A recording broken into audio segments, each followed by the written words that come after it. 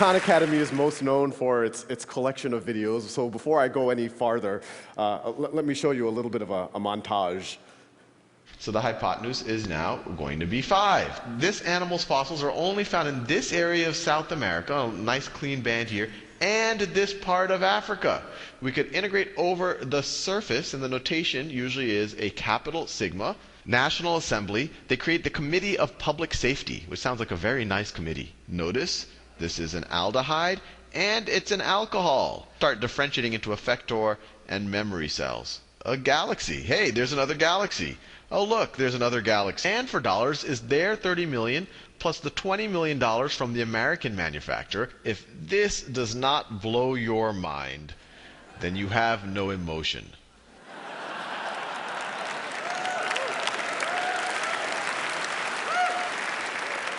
We now have on the order of 2,200 videos covering everything from basic arithmetic all the way to vector calculus and some of the stuff that you saw up there. We have a million students a month using the site, watching on the order of 100 to 200,000 videos a day. But what we're going to talk about in this is how we're going to the next level. But before I do that, I want to talk a little bit about really just how I got started. And some of y'all might know, about 5 years ago, I was an analyst at a hedge fund, and I was in Boston, and I was tutoring my cousins in New Orleans remotely. And I started putting the first YouTube videos up really just as kind of a nice to have, just kind of a supplement for my cousins, something that might, give them a refresher or something. And as soon as I put those first YouTube videos up, something interesting happened. Actually, a bunch of interesting things happened. The first was the feedback from my cousins. They told me that they preferred me on YouTube than in person.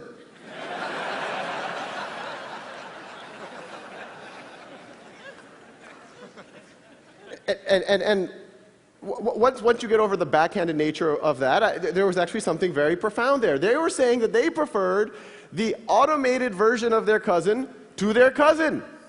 At first it's very unintuitive, but when you actually think about it from their point of view, it makes a ton of sense. You have this situation where now they can pause and repeat their cousin. Now they can, without feeling like they're wasting my time. They could, if they have to review something that they should have learned a couple of weeks ago or maybe a couple of years ago, they don't have to be embarrassed and ask their cousin. They can just watch those videos. If they're bored, they can go ahead. They can watch it at their own time, at their own pace.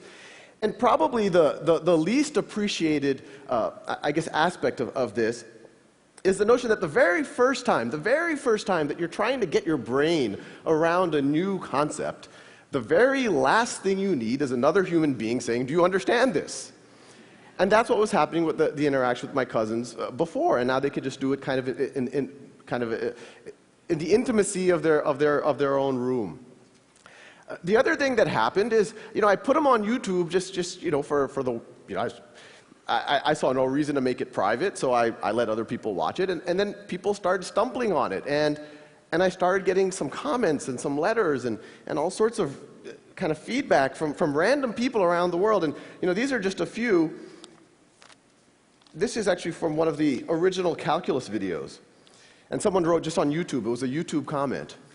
"First time I smiled doing a derivative." And let's pause here. This person did a derivative, and then they smiled. And then in response to that same comment, this is on the thread, you could go on YouTube and look at these comments, someone else wrote, "Same thing here. I actually got a natural high and a good mood for the entire day. Since I remember seeing all of this matrix text in class, and here I'm all like, I know Kung Fu." And we got a lot of feedback along those lines. It's clearly it was helping people. But then as the viewership kept growing and kept growing, I started getting letters from people, and it was starting to become clear that it was actually more than just a nice to have. This is just an excerpt from one of those letters.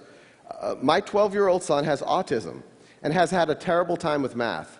We have tried everything, viewed everything, bought everything. We stumbled on your video on decimals, and it got through. Then we went on to the dreaded fractions. Again, he got it. We could not believe it. He is so excited." And so you can imagine, here I was, an analyst at a hedge fund. It was very strange for me to do something of social value. So, it was,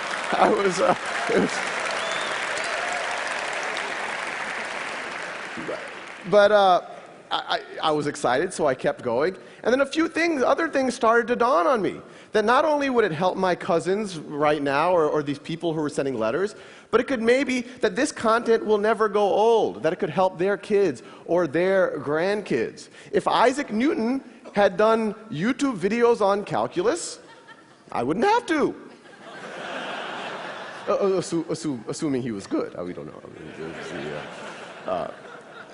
The other thing that happened, and, even at this point, I said, okay, maybe it's a good supplement, it's good for motivated students, it's good for maybe homeschoolers, but I didn't think it would be something that would somehow penetrate the classroom. But then I started getting letters from teachers.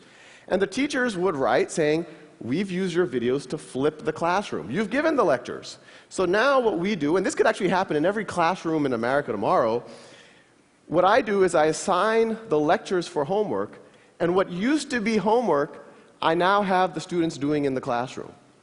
And I want to pause here for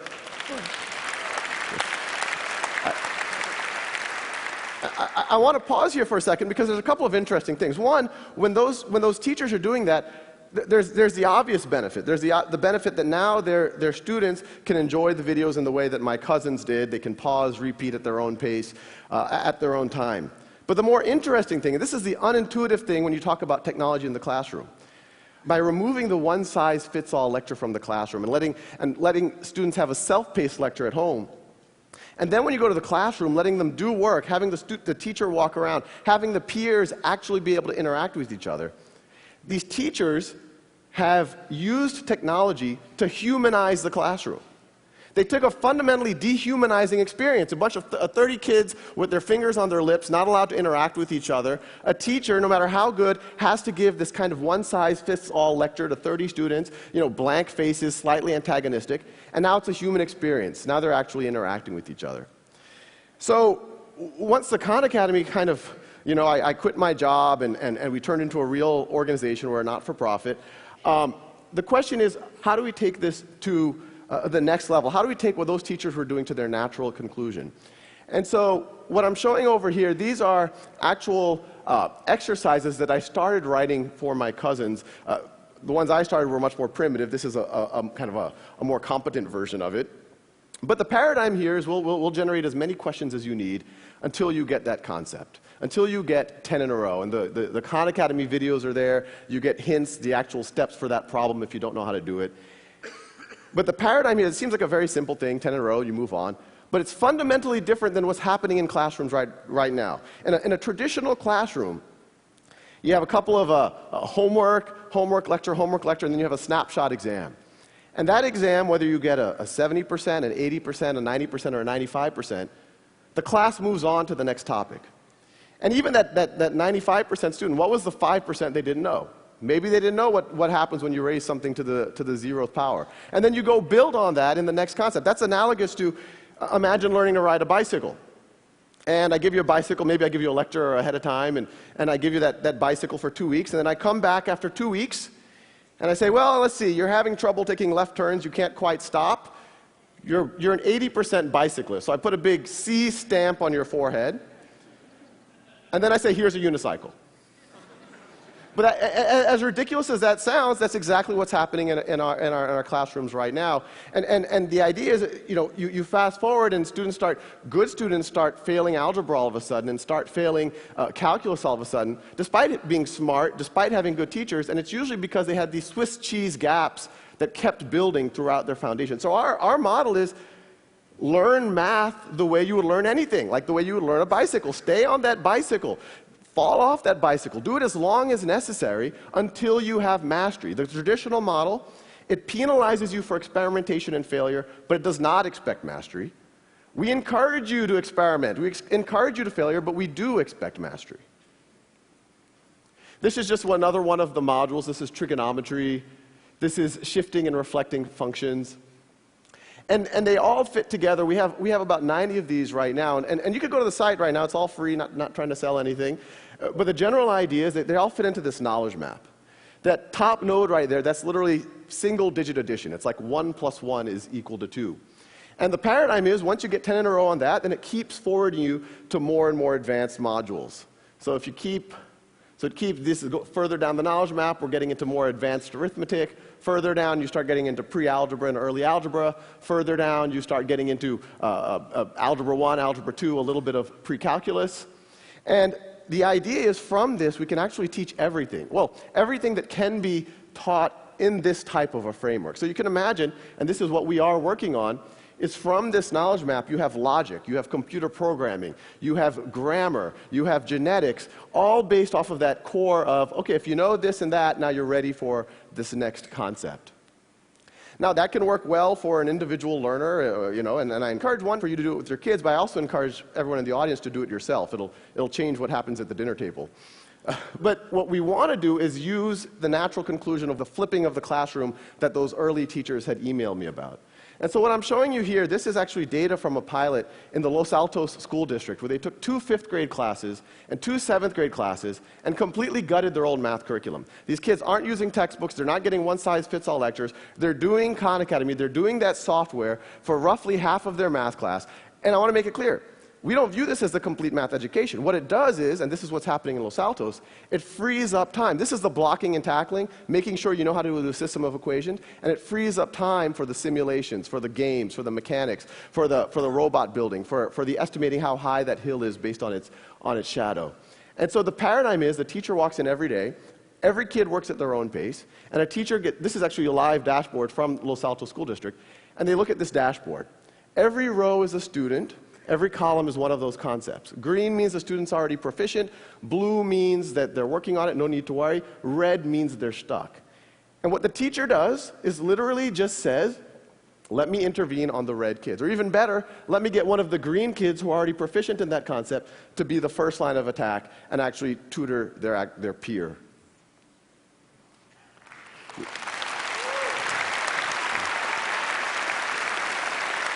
Now, I kind of come from a very data-centric reality, so we don't want that teacher to even go and intervene and have to ask the kid awkward questions. Oh, what do you not understand, or what do you do understand, and all of the rest. So our paradigm is to really arm the teachers with as much data as possible, really data that in almost any other field is expected if you're in finance or marketing or manufacturing, and so the teachers can actually diagnose what's wrong with the students so that they can make their interaction as productive as possible. So now the teachers know exactly what the students have been up to, how long they've been spending every day, what videos have they been watching, when did they pause the videos, what did they stop watching, what exercises are they using, what have they been focused on. The outer circle shows what the exercises they're focused on, the inner circle shows the videos they're focused on. And the data gets pretty granular, so you can actually see the exact problems that the student got right or wrong. Red is wrong, blue is right. The leftmost question is the first question that the student attempted. They watched the video right over there. And then you could see eventually they were able to get 10 in a row. It's almost like you can almost see them learning over those last 10 problems. They also got faster. The height is how long it took them. So, when you talk about self-paced learning, it makes sense for everyone. In education speak, differentiated learning. But it's kind of crazy what happens when you actually see it in a classroom. Because every time we've done this, in every classroom we've done, over and over again, if you go 5 days into it, there's a group of kids who've raced ahead, and there's a group of kids who are a little bit slower. And in a traditional model, if you did a snapshot assessment, you say, oh, these are the gifted kids, these are the slow kids. Maybe they should be tracked differently. Maybe we should put them in different classes. But when you let every student work at their own pace, and we see it over and over and over again, you see students who took a little bit extra time on one concept or the other, but once they get through that concept, they just race ahead. And so the same kids that you thought were slow 6 weeks ago, you now would think are gifted. And we're seeing it over and over and over again. And it makes you really wonder kind of how much all of the labels, maybe a lot of us have benefited from, were really just due to a coincidence of time. Now, as valuable as something like this is in a district like Los Altos, our goal is to use technology to humanize, not just in Los Altos, but kind of on a global scale, what's happening in education. And actually, that kind of brings an interesting point, is that, a lot of the effort in humanizing the classroom is focused on student-to-teacher ratios. In our mind, the relevant metric is student to valuable human time with the teacher ratio. So in a traditional model, most of the teacher's time is spent doing lectures and grading tests and whatnot. Maybe 5% of their time is actually sitting next to students and actually working with them. Now 100% of their time is. So once again, using technology, not just flipping the classroom, you're humanizing the classroom, I'd argue, by a factor of 5 or 10. And as valuable as it is in Los Altos, imagine what that does to the adult learner who's embarrassed to go back and learn stuff that they should have known before going back to college.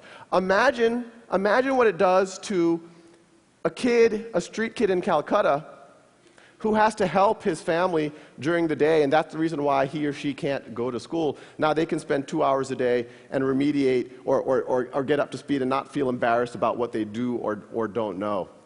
Now imagine what happens where, we talked about the peers teaching each other inside of a classroom, but this is all one system. There's no reason why you can't have that peer-to-peer tutoring beyond that one classroom. Imagine what happens if that student in Calcutta all of a sudden can tutor your son, or your son can tutor that kid in Calcutta. And I think what you'll see emerging is this notion of a global one-world classroom. And that's essentially what we're trying to build. Thank you.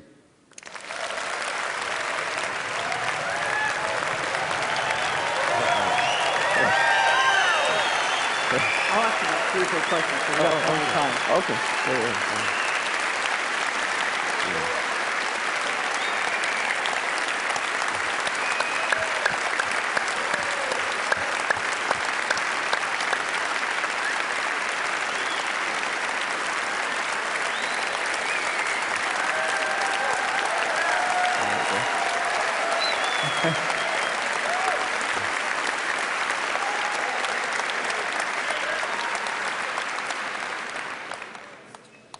I've seen some things you're doing in the system that have to do with motivation and feedback, energy points, merit badges. Tell me what you're thinking there. Oh yeah, no, we have an awesome team working on it. It's not, and I have to make clear, it's not just me anymore. I'm still doing all the videos, but we have a kind of a rock star team doing the software. Yeah, we've put a bunch of game mechanics in there where you get these badges. We're going to start having leaderboards by areas, and you get points. And it's actually been pretty interesting. Just the wording of the badging or how many points you get for doing something, we see on a system-wide basis like tens of thousands of like 5th graders or 6th graders going one direction or another depending on what badge you give them. And the collaboration you're doing with Los Altos, how did that come about? Yeah, no, Los Altos has been it was kind of crazy. They once again, I didn't expect it to be used in classrooms. Someone from their board came and said, oh, what would you do if you had carte blanche in a classroom? And I said, well, I would just, every student work at their own pace on something like this. We'd give a dashboard, and they said, oh, this is kind of radical. We have to think about it. And me and the rest of the team were like, oh, they're never going to want to do this. But literally the next day, they're like, can you start in 2 weeks? And so So it's fifth grade math is where that's going on right now? It's 2 5th grade classes and 2 7th grade classes. And I think they're doing it at the district level. And I think what they're excited about is they can now follow these kids. It's not an only in-school thing. I mean, we've even, on Christmas, we saw some of the kids were doing, and we can track everything. So they can actually track them as they go through the entire district, through the summers, as they go from one teacher to the next. You have this continuity of data that even at the district level they can see. So some of those views we saw were for the teacher to go in and track actually what's going on with those kids. So you're getting feedback on those teacher views to see what they think they need? Oh yeah, actually most of those were kind of specs by the teachers. We made some of those for students so they could see their data, but we have a very tight design loop with the teachers themselves, and they're literally saying, hey, this is nice, but like that focus graph, a lot of the teachers said, I have a feeling that a lot of the kids are jumping around and not focusing on one topic, so we made that focus diagram for them. So it's all been teacher driven. It's been pretty crazy. Is this ready for prime time? Do you think a lot of classes next school year should try this thing out? Yeah, it's ready. We got 1 million people on the site already, so we can handle a few more. And no reason why it really can't happen in every classroom in America tomorrow. And the vision of the tutoring thing, the idea there is, if I'm confused about a topic, somehow right in user interface, I'd find people who are volunteering, maybe see their reputation, and I could schedule and connect up with those people. Absolutely, and this is something that I recommend everyone in this audience to do is those dashboards that teachers have, you can go log in right now and you can essentially become a coach for your kids, your nephews, your cousins, or maybe some kids at the Boys and Girls Club. And yeah, you can start becoming a mentor or tutor really immediately, but yeah, it's all there. Well, it's amazing. I think you've just got a glimpse of the future of education. Thank you. Oh, thank you.